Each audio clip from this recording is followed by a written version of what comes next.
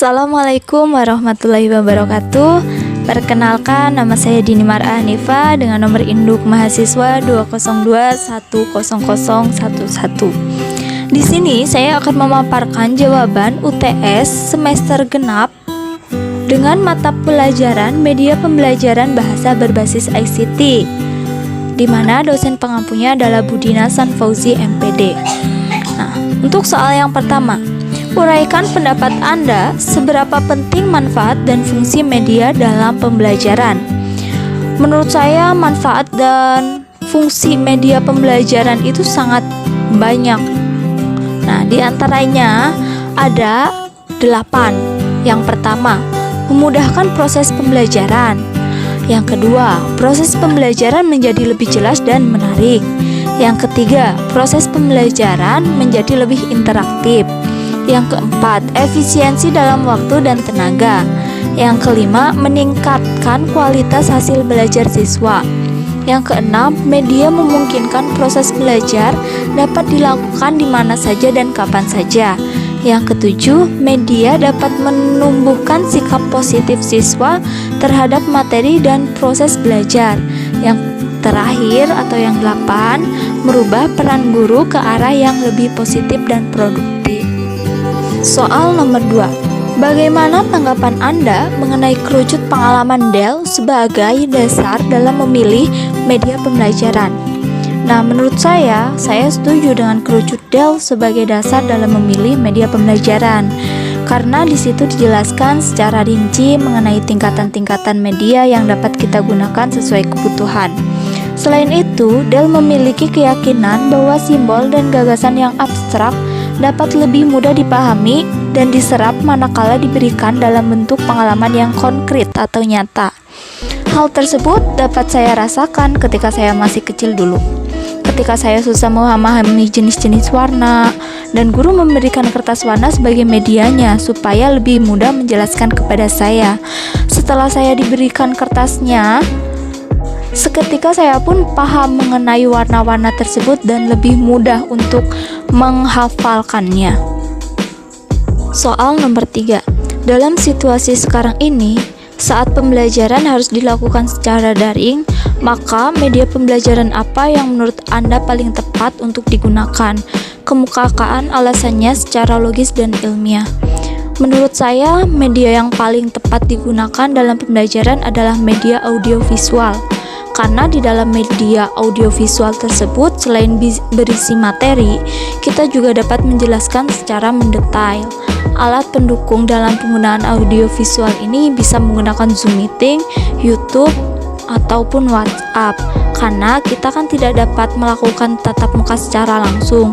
Jadi, untuk pemaparan materinya supaya dapat diterima dengan jelas dan ada interaksi terhadap peserta didik, menggunakan ketiga alat tersebut sangat tepat bagi saya. Soal nomor 4. Buatlah sebuah skenario presentasi mengenai salah satu topik dalam materi media pembelajaran. Nah, di sini saya membuat skenarionya menggunakan kompetensi dasar yang ada di kelas 2 SMK di semester 2 yang bertema tentang teks cerita pendek atau teks cerpen. Nah, untuk tujuan pembelajarannya di sini ada 4 poin. Yang pertama, menentukan unsur-unsur pembangun cerita pendek.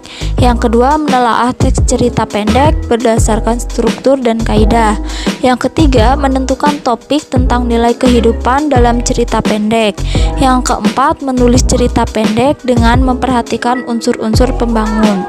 Dari pembelajaran mengenai teks cerita pendek, ini ada struktur cerita pendek di mana di dalamnya berisi tentang abstrak, orientasi, komplikasi, resolusi, evaluasi, dan koda. Nah, untuk unsur-unsur cerita pendek ini ada tema, tokoh, penokohan, alur, latar, gaya bahasa, sudut pandang, dan amanat. Untuk sumber pembelajaran, saya menggunakan buku. Sedangkan media pembelajarannya menggunakan KineMaster, Google Classroom, dan aplikasi YouTube. Nah, kegiatan pembelajarannya terbagi menjadi 3 tahap. Yang pertama, guru mengawali kelas online dengan pembukaan, seperti mengucapkan salam dan menyapa para peserta didik. Untuk Yang kedua, guru menjelaskan secara singkat tentang materi yang akan disampaikan melalui audiovisual. Materi yang sudah berbentuk audiovisual tersebut diupload ke YouTube yang dapat diakses para peserta didik. Dan untuk kegiatan penutupnya, ada peserta didik memberikan umpan balik atau respon mengenai materi yang telah diterima melalui diskusi kelas online di dalam Google Classroom. Sedangkan guru memberikan tugas kepada peserta didik melalui Google Classroom sebagai bahan penilaian mengenai materi yang telah disampaikan.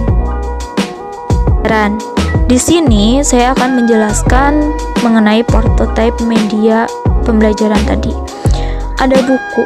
Di sini yang pertama buku. Buku sebagai sumber materi untuk pembelajaran.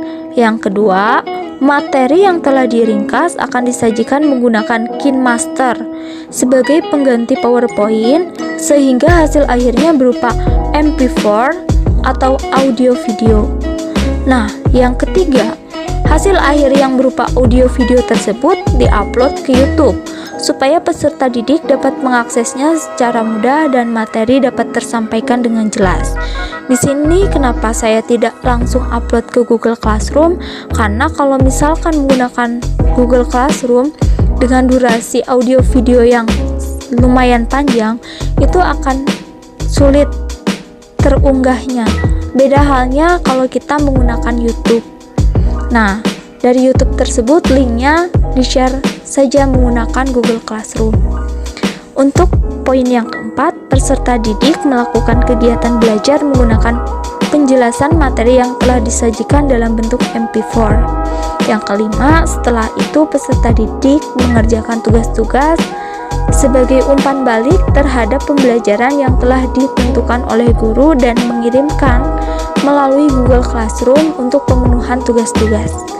Sekian pemaparan jawaban dari saya untuk UTS Media Pembelajaran Bahasa Berbasis ICT.